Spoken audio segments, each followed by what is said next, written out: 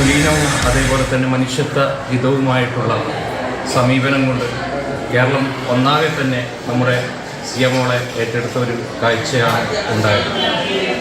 അതിന് നമ്മുടെ സ്കൂളിലെ വിദ്യാർത്ഥികളും അധ്യാപകരും ഒന്നടങ്കം തന്നെ മുഴുവൻ 1000-ഓളം വരുന്ന വിദ്യാർത്ഥികളും അധ്യാപകരും ചേർന്നുകൊണ്ട് നന്ദി എന്ന അക്ഷരത്തിലൂടെ എഴുതി കാണിക്കുന്ന രീതിയിൽ വിദ്യാർത്ഥികൾ ഒരുമിച്ച് നിന്നുകൊണ്ട് നമ്മുടെ ഗ്രൗണ്ടിൽ അണിയിച്ചൊരുക്കിയ നന്ദി പ്രകടനം അക്ഷരാർത്ഥത്തിൽ എല്ലാവരോടുമുള്ള നന്ദി സൂചകം തന്നെയാണ്.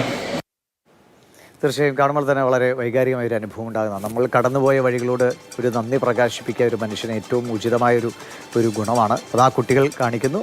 തീർച്ചയായും വിദ്യാഭ്യാസ മന്ത്രി ശിവൻകുട്ടിയുടെ ഒരു ഇടപെടൽ അദ്ദേഹത്തിന് കൈയടിച്ചേ മതിയാകും. എല്ലാ സ്നേഹവും അദ്ദേഹത്തോട് അറിയിക്കുന്നു. ഇംതിയാസ് ആ നന്ദി എന്ന അതൊരു വെറും കുട്ടികൾ നിരന്ന് ഉണ്ടാക്കിയൊരു നന്ദിയല്ല, അതൊരുപാട് ഹൃദയങ്ങളിൽ നിന്നുള്ള നന്ദിയാണ്. പടന്ന MR വൊക്കേഷണൽ ഹയർ സെക്കൻഡറി സ്കൂളിലെ അധ്യാപകരും അവിടുത്തെ മറ്റ് PTA ഭാരവാഹികളും ഒക്കെ ചേർന്നാണ് ഈ 10ാം ക്ലാസ്സുകാരിയായ സിയ ഫാത്തിമയ്ക്ക് അവിടെ സംസ്ഥാന സ്കൂൾ കലോത്സവത്തിൽ മത്സരിക്കാനുള്ള അവസരം ഒരുക്കി കൊടുത്തത്. കാരണം സിയ ഫാത്തിമയുടെ ബുദ്ധിമുട്ട് മനസ്സിലാക്കി അധ്യാപകർ നേതൃത്വം കൊടുത്തു. അധ്യാപകരാണ് അത് മന്ത്രിയെ അറിയിക്കാനുള്ള തയ്യാറെടുപ്പ് എല്ലാം നടത്തിയത്.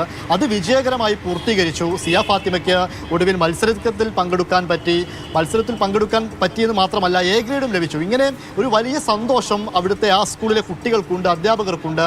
ആ സന്തോഷമാണ് ഇന്ന് ഇങ്ങനെയൊരു പ്രവൃത്തിയിലൂടെ അത് അവർ കേരളത്തെ അറിയിച്ചത് എന്നുള്ളതാണ്.